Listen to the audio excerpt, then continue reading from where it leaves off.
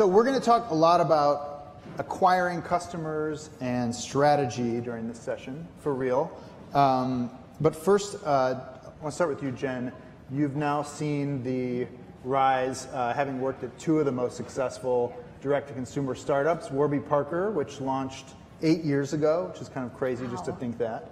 And now Away, which is a luggage brand that has sold 500,000 suitcases at hundreds of dollars a pop, so do the math. Nice. And I'll ask you the same question too. You've seen this now. Are you glad you chose this model? And I assume the answer is yes. But what's been the most interesting or surprising part of being a direct-to-consumer kind of digital native brand? We are glad we are direct-to-consumer, so that's all working out so far. I think for us, the really exciting thing about what we've been able to do in the last 2.5 years is that we went into the vision that we had for the brand that we're building is to be more than just selling luggage. It was to become a travel brand, but the business case that we prepared for was to very conservatively think about people buying one suitcase that they would fall in love with and that would last for life. And what we've seen over the last couple of years is that by building that travel brand, we've actually been changing consumer behavior. There's pent-up demand for anything we do as a travel brand, including things outside of luggage. And within luggage itself, we've been able to see interesting behaviors like people buying multiple suitcases in different colors. I don't know where they're storing them. But I think all of that has just been a very wonderful surprise for us. How about you? Yeah, so absolutely glad to be direct consumer. That was sort of the way we could deliver what we're doing at high quality and lower cost was to go directly to consumers and to produce ourselves. And in case you have not Framebridged yet, what are we doing? Yeah, so Framebridge is custom picture framing, half the price and half the time of traditional custom framing, but beautiful curated selection of styles. And people either mail us their art in our packaging or they upload a photo for us to frame in a couple days. So yeah, I think it's the only way our business model would have worked. And also we see such an advantage in just all the data we have. We get to know our customers because we're seeing we're not disintermediated, we're completely connected with every item. We see actually what people frame. Yeah, I think that's a really good point on being direct to consumer, where I think initially the early big companies like Warby Parker, the value prop for consumers who are still not that familiar with this is that you could create a really high quality product and offer it at a fraction of the price because you're not marking it up, and that's definitely a great value prop for our customers. But as a company, the reason we so strongly believe in this is because of the data and the ability to build relationships with our customers, which is why we are just very staunchly not wholesaling. Good. All right. So let's move into this. And this is a commerce professional audience. So I will encourage you to get in the weeds on some of this. But one of the beauties of being direct consumer is that you have a direct relationship with the customer. But the problem is that you have to forge a direct relationship with the customer. There's not a merchant out there who's doing that work for you. So we'll get into some of the details of how you're doing that now and what's working and what's most interesting. But if you could unpack that a little bit, like why are we even going to talk about this? How important is customer acquisition to your sanity or weekly work and really how, as you've done this now for several years, how important has it proven to be for the model, the direct-to-consumer model? Want me to start? So it's very important to us, obviously, for a lot of reasons. And I think intertwined with the way we are funded and the way we have built our business, understanding the drivers of customer acquisition means we can model correctly on the supply side. We actually have to make picture frames in a factory, so we have to be staffed accordingly. So we have to be very precise on the demand side. So it's important for us to understand. I think it's impossible to pull it apart from being venture backed, right? Part of that is for growth. We also built our business to scale. So the whole business model made sense when we got to a certain size, so we had to make sure we were acquiring customers efficiently but aggressively. But I also think there's an interesting thing, and I'm sure, Jen, you can talk to this too. you want to make sure you don't have to pay for every customer, and yet you want to make sure that you can pay to get customers. So you need both of those things to be true, that you're growing just because people love you, but you also know exactly what to do with an incremental dollar. Yeah, that's exactly how we look at it. I mean, anytime you have a business that's growing and scaling and you're looking at hundreds of millions of dollars in revenue, it's going to cost money to acquire customers. And I think the way we've set it up is that we actually have two very separate marketing functions. They purposely roll up into the two different co-founders to kind of keep a checks and balances. So there's brand marketing and then there's growth marketing. So even though we are venture backed, we're not like a Silicon Valley company where it's like growth at all costs. In fact, we've raised over $81 million, but last year we reached profitability.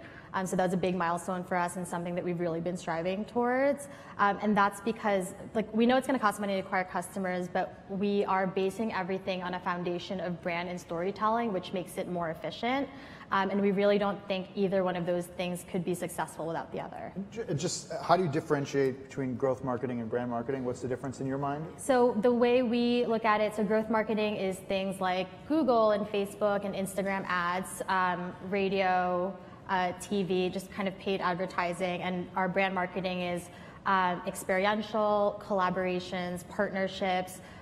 We actually have a big team on the brand marketing side that deals with Instagram, but focuses on getting influencers and users to create content for us.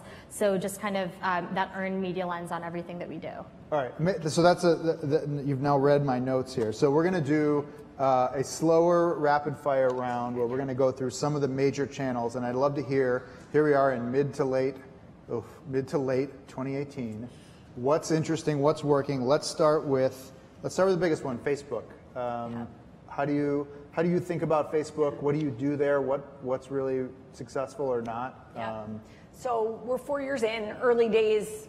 Facebook is how we grew. We were then really mindful about making sure we were testing into new channels, and that was always a question we got: are you dependent on Facebook? And so, as useful as Facebook is, and as good as it is as a channel for targeting customers who might like our product, we were mindful about wanting to make sure they weren't our only channel or even our largest. One thing we've noticed over the last couple months on Facebook, though, we have shifted a lot of our spend, sort of obviously for what we do, to Instagram.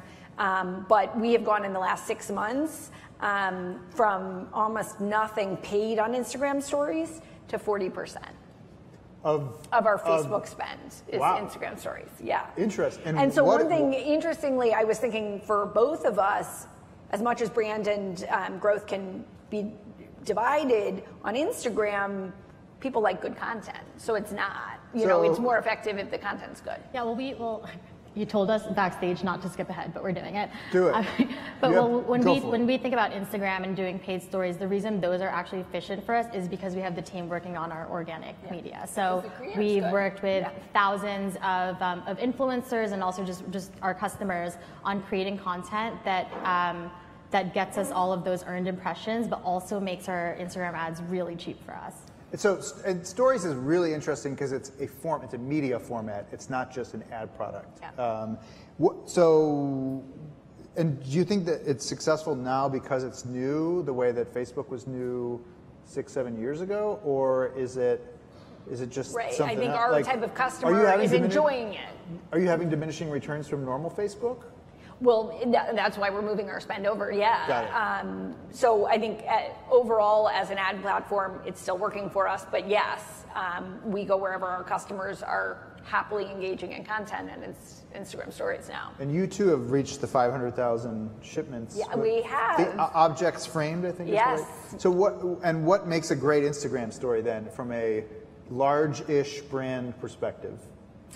So very much similarly, what's interesting about our business is what people frame. So making sure we're conveying sort of the interesting things one can frame, or which are? Oh my gosh, everything. I was just saying backstage that we had framed a hard pretzel, an umbilical cord, I mean, a ponytail, really a lot of stuff. Most things are things you'd imagine, wedding photos, talk about antique changing maps. the consumer habits, right? Yes, you would be amazed. That's what people Not are just talking Starry Night posters, right? Oh, there are a lot of those. Actually, when we started Framebridge, I was sure that everyone would frame those Matador posters that you put your last name on when you go on a trip to Spain, and there are a lot of those. We'll study abroad. Yes. So are you asking customers to use their pictures in an Instagram story? No, or so what are you we doing? don't even ask our customers to. They do. They show. People want to show off what they Framebridge because it tells a story of what their life, right? So the inside of what they frame is the interesting part. So customers are sharing it naturally, and then we ask them for permission. Yeah, definitely don't underestimate like the importance of the user-generated content from our customers, and it sounds like it's important to you guys too. That's actually a huge KPI across all of our teams. So whether it's our retail designer who's designing our stores or our team who's creating the creative for our billboard, UGC is a big part of that, which inherently changes the way our stores look, the way the creative is for the billboard, because they're not just being judged on completing a store design or creating a billboard. It's how can they create something that people will share over and over. So as we've gone into things like billboards, the creative brief has drastically changed what they're working on because of the UGC lens. Let's skip over some boring ones. Podcasts are a fun one. I hear you both on my AirPods a lot. What brings you to podcast advertising, and what do you like about it, and what don't you like about it? Yeah, podcasts are good, but kind of in the same vein, what's been really successful for us is satellite radio. Interesting. If you guys have ever heard of me on SiriusXM, I'm sorry. too. But our team actually has A/B tested a bunch of things, and there's something about founders' voices on satellite TV that are working really well. TV or radio? Sorry, satellite radio. Huh. Yeah. Okay, who knew? We There's did. a tip, useful tip there. Hot tip, founders' Do you do voice that on too? Sirius. Yes. My mom was like, I hear you and Tommy John every time I listen to the radio. Yes, I am on. But you do a lot of And podcasts. Do we like podcasts? The Are they podcasts, good? we love podcasts because, again, the category could be pretty dull if you stood away from it, custom picture framing. But if you talk about what you framed, it's awesome. And so when we have a host who can then tell the story about their experience with us, but really their story of what they framed, it's really sticky. And so we find it has a really long tail. It backs into a CAC as efficient for us as Facebook. It really actually is a performance channel we can bank on.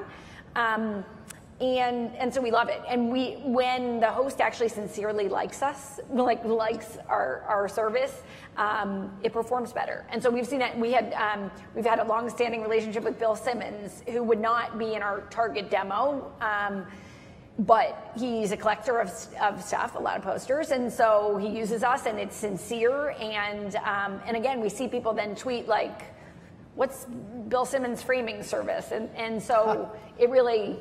It's been really How much of effective it for us. is co-opting the authority of the host? Yeah, absolutely. It is. Absolutely, and it's interesting because podcasts now are trying to get into programmatic opportunities, and that's somewhat interesting to us. But actually, what has been most interesting to us is not actually the precision targeting of the audience like on Facebook. It's much more the genuine nature of the host. All right, we're going to skip over AOL keywords to Super efficient. Pinterest. So, I'm curating my travel dreams, all my cool posters. Are you doing a lot of Pinterest advertising? Yeah, so Pinterest, obviously, we're really capitalizing on travel now being a social media status symbol. So Pinterest, Instagram, all the things that people do when they're trying to plan a trip have been really great for us. So Anything that says, look at me. everything that says, look at me, I'm traveling. It's actually been great for, again, user-generated content because we've seen people do really crazy things like bringing their suitcase to the top of Victoria Peak in Hong Kong just to get that picture because it's like it has now All right. become like an Instagram or Pinterest status symbol to be like an integrate landmark with your suitcase. So that's been interesting. But just looking at the people's behavior when they're planning a trip on social media and advertising there. Yeah. So Pinterest is a platform. We're a visual company. Obviously, it's great for us. Gallery walls. A lot of people plot, how they're going to decorate their home on Pinterest. So we get great customers from it. We have not been able to see the volume on Pinterest that we need. I agree with that. And so great customers, not enough volume. And then also, I think if we were to open up the attribution window and say, do you think we got this customer on Pinterest in the last 6 months? Then Pinterest would look great. Because I think for the customer, or the user, I think it's more of a planning activity. Yeah. And so we're getting great customers from there, but it's not like a click to buy scenario. Got it. How about influencers overall? Do you pay people to show off their homes with cool frames? Or So in the beginning we did a lot of home decor influencers, and then we give away product to people and then they post it. But now a lot of, I actually don't know that we're paying anyone right now. Huh. I think now it's people actually have projects they want to do and we want to see them and they take great photos. And so we love influencers, but we don't, I don't love the sponsored, the buying of friends. But they're important to us. They create good content, and I think more and more. Well, I'm going to toss to you and right, you've done some really, I think really impressive more and more partnerships. It's exciting to do people not exactly in our category but broader. You just want me to talk about Dwayne Wade. Yes. Well, I'll start first with Instagram influencers. We don't pay to post. Like we're not just like, here's some money, post about the suitcase. That stuff doesn't work. It doesn't convert. What we do is basically, it's more of like a photographer partnership. Say we're coming out with a new campaign or a new collection. We'll find influencers who maybe we've gifted to in the past or who we really want to work with and use their platform to create the content.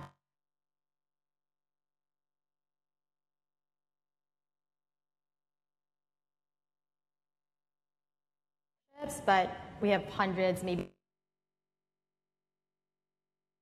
So I think what you're referring to is just the ability to, we've worked with a lot of celebrities in the past. Our last 2 collaborations have been with Karlie Kloss and Dwayne Wade.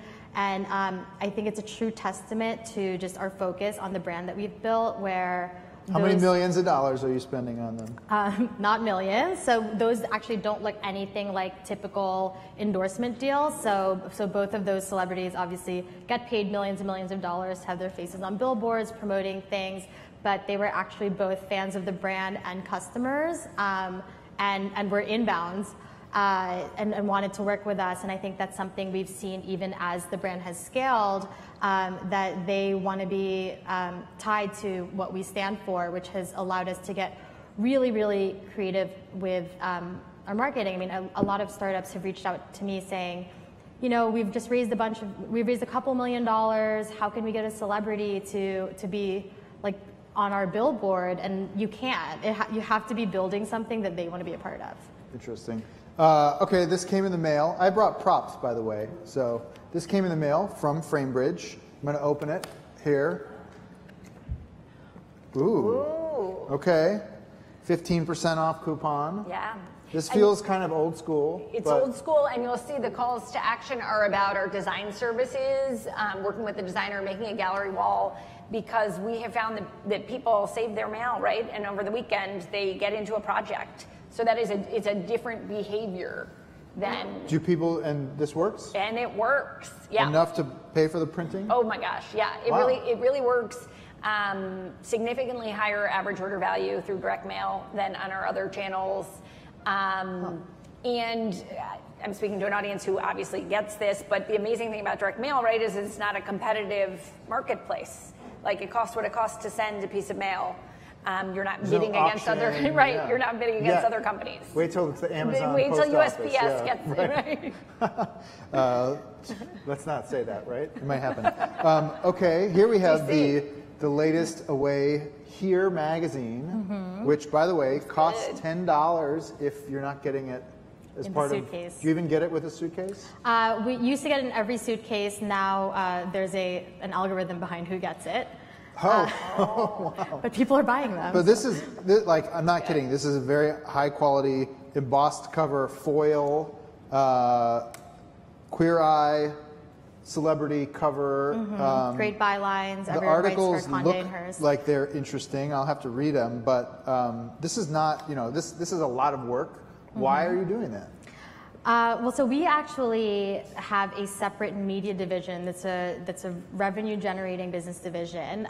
This was our first foray into expanding outside of just luggage. So we're like, okay, we want to be a travel brand. There's a million things we can do. There's going to be an Away Airlines, Away Hotels down the line. But where's a gap in the market that we're seeing now that we can fulfill? So people were calling into our customer service line and saying things like, hey, we just saw you did a photo shoot in Tokyo or in Lisbon. Can you give us advice on where to stay or what to do? Which I thought was so weird. Huh. I mean, great testament to our brand, but really weird. Like, you wouldn't call another of the legacy luggage companies and ask them, where to have dinner. So we saw this demand. We thought it was really exciting. Hey, to me. Yeah. I don't know. Maybe you would. Maybe. But we actually created this division thinking at its worst, we'll have a great company blog. And at its best, this could be its own business. And because of the audience that it goes to, because of the way we've executed it, and because of the partners who are interested in reaching our customers, it's actually generated a ton of revenue for Away. There's an ad back here, and then Jen's favorite sleeping eye mask. Yeah, there's ads in there. That's cool. Yeah. All right, now I want to talk about, we only have a few minutes left. I want to talk about stores too and offline, because both of your products, as we learned, are bulky and heavy, and the kind of thing you kind of want to see before you commit hundreds of dollars and wall real estate to. How many stores do you have now? We have 5 stores. We just opened our 5th store in London. And what's the deal? Our 5th store is in London. Why do you have stores, and what do you like? So our stores are really exciting. So all of our stores are standalone profitable. We like to think of them as profitable billboards, but it gives us an opportunity to connect with consumers in a way that we can't online. People love the instant gratification. People love seeing it in real life. But also, sorry, the Instagramification of your store. Is that something you do on purpose? Yeah. So that's something that now we did on purpose, but now we're placing much more importance on it. So, so now our retail design team is, their success is measured on how many times people Instagram our store. So it's not just store sales, which are great, and many thousands of dollars per square foot annually, but also how many people are actually going in there and Instagramming it. And on that front, we actually have a long way to go. And I know you're very committed to your central distribution. We are. What are you doing offline right now? All of the reason we can deliver what we deliver to customers is because we have a centralized manufacturing facility in Kentucky. So we would always have that, but we're aggressively looking at new ways to engage with our customers, and of course that includes offline. When we have pop-ups, when we're in person with people, again, people bring in double the amount of items. And often they just want to talk to someone, see us, drop off their art, maybe look at materials. But we see that when we engage with customers in person, that they repeat at the same rates online. So the model will work for us to do something offline, and I don't know any direct-to-consumer company right now who's not thinking about it. Yeah, is that the economics for sure work. Yeah. For us, on a per purchase basis,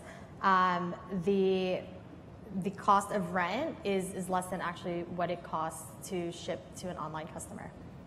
And is that because rent is falling, or because shipping is getting more expensive, or it's a bit of both? But the unit economics works for us. Do you have? I know there was a partnership with CB2. Was that in store or online? Yeah, no, that's it. That's both. But that is, we curated our favorite artists, and so you can get the art we hand selected frame by Framebridge through CB2 stores. So it's not the regular Framebridge experience of Framebridge. Right. Which someday, maybe. Someday. All right, cool. Why don't you all line up for audience questions? I'm going to ask one more question. This I know this is challenging. It also sounds like you kind of see it too, like anyone could, not anyone, but if you want to, you could get a domain name and a Shopify and a Squarespace and just set up shop and buy customers and make a product somewhere. Your brands are successful, but neither has stood the test of time, neither has a legacy. A lot of competitors do. What is preventing them from just learning all this stuff, or Amazon basicsing the crap out of these industries? Yeah, I think for us, it's really, that's why we place such an importance on brand and community. We've always looked at this as, Samsonite overnight can recreate our product, and that's been interesting to see. But we knew that the moat we had to build was around brand and community. That's the thing that they can't replicate overnight. It's what allows all the acquisition marketing to be efficient. It's we know. I mean, you guys see every day Instagram brands popping up and maybe making millions of dollars over their first few weeks, and then they disappear. And you're right, we haven't withstood the test of time. It's been 2.5 years for us. I think 4 years for you, but we also very strongly believe that you can't build a scalable brand just buying customers. Do you think being a young brand, do you think that's required to achieve the community that you're achieving? Like, do you think that if you bought some old legacy suitcase, if you Chanel'd it and bought some old brand, that you could build a community, or is it that you're new that makes it cool? It has to come from a place of authenticity. So if you buy an old brand and revive it, and it's authentic, and you get the storytelling right around it, like, I think it's possible. So I think, our advice is very relevant for anyone who's just starting or pre-launch or in the early stages when they can really shape this foundation, and maybe less relevant to people who are kind of in old legacy brands, but it is doable. How about, if Google launches G-Frame next week? Good luck to us. Yeah. No, I think a few things on our end. One, half of our business is uploaded and half is mailed in. So we actually are receiving thousands of pieces of unique items a day that we have to then inbound and make a series of decisions to make sure that they're framed perfectly in our factory. So that's hard to quickly copy. We would see someone coming. So that's one side of it. But then I think we had to, when we came in, it was on the consumer side, and I think we were just coming into a category where no one had been on the consumer side. Like, the innovation of our business was the clear upfront pricing, the beautiful selection of styles, the no upselling. And so it's interesting because even seeing people try and copy some of those, they can't go all in on it because just the business pressures make them less committal to actually being on the consumer side. And so I think if we keep ourselves oriented there, it will protect us. Great. Hi, my name is Izzy Howell, and I'm founder and CEO of a new women's apparel company. My question is for Jen. If you were to start away from scratch in 2018, would you be paying as much attention to Instagram as you did in 2015, or is there a new channel or platform that you think you could use to connect to customers in a more authentic way if you started now? I'd be paying even more attention to Instagram. We launched in 2016. It was a big part of our strategy then. I think what we would I think what we were doing in the early stages to be scrappy, which is trying to work organically with the people who are making Instagram content, is something that we would just double down on this year. Thanks. Hi, I'm David Escamilla with AppDeal, and I wanted to know your customer acquisition cost. Does the fact that you sell a higher priced item just give you an advantage? Because I've spoken to some merchants who sell like $50 item, and a lot of times they don't break even. But if you sell something that's worth $300, do you just have an advantage in the sense that you can afford to pay $100 per customer? Well, I mean, we all wish we were selling mattresses, right? So yeah, I think to a certain extent, yes. I think there is, obviously, you're judged on that. It's not only the first item, though. If you have an ongoing relationship, we have a very high repeat rate that's consistent over time, so that allows us certainly to feel comfortable with different levels of investment on acquisition. But we felt, and I think we're telling a similar story here, we have actually felt that we're like the sort of the invisible hand that presses down on CAC for us is brand awareness, and so the reason it doesn't skyrocket with growth is because of it. But yeah, we do have more room to wiggle with than if we sold a $12 item. Yeah, I think at our ticket price, you can plan for first purchase profitability, and then basically any additional LTV on top of that is just upside. Do you need first purchase profitability? I know you talk about changing purchase models, and some people do buy. We don't. I mean, if we look at our business now, we don't need it because we've started introducing new products. We've seen repeat purchasers, like that's all trending in the direction that we wanted to. But I think as a business, like the reason we have been able to be profitable as a company with this much growth in a couple of years is because we always aim for first purchase profitability. Great. Hi, I'm Meryl Stubbs, and I'm one of the founders of Food 52. Hi, Susan. Nice to meet you from a distance. We were introduced by a friend multiple times over email, but we've never met in person. So I would love to go back to the topic of social and the teams that handle social. Jen, you specifically talked about having a brand team and a growth team, and I'm curious how social nets out across those two teams, paid versus organic, because we have found that having those two be completely consistent is crucial. So curious how you handle it, and also Susan, you too. Yeah, again, I'm like the broken record of brand, but I think brand is what ties all of those teams together. We chose not to build teams around channels because the tactics are so different. So for example, someone on the paid team will be working on Facebook, but be working on populating and analyzing all the different Facebook ads. Actually, that's a bad example, or Instagram. So they'll be working on like paid Instagram stories, where we have like on the organic team, someone working with influencers to create content that maybe we use on our website or an email that aren't used in paid Instagram ads. So I think just the nature of those relationships is so different that that it wouldn't make sense to have just one person focusing on Instagram as a platform. So they're working really closely together. Yeah, they all work really closely together, and they all have a really great sense of what's on brand and what's not on brand. But in terms of like the skill sets they need to succeed at what they're doing, it's completely different.